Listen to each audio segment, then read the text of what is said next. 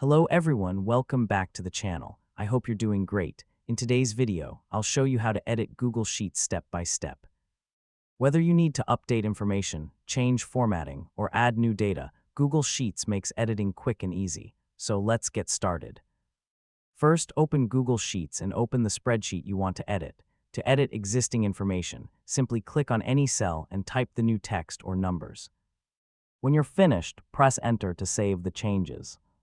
You can also select one or more cells and use the toolbar to make the text bold, change the font size, adjust the text color, or apply a background color. If you need more space, place your mouse between the column letters and drag the border to resize the column.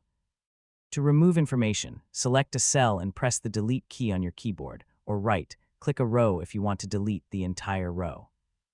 If you want to add new information, insert a new row and enter your data just like before. As you make changes, Google Sheets automatically saves everything to your Google Drive, so you never need to click a Save button. That's it. You have successfully learned how to edit a Google Sheets spreadsheet. If you found this tutorial helpful, please give this video a like, subscribe to the channel, and turn on the notification bell for more Google Sheets tutorials. Thanks for watching, and I'll see you in the next video.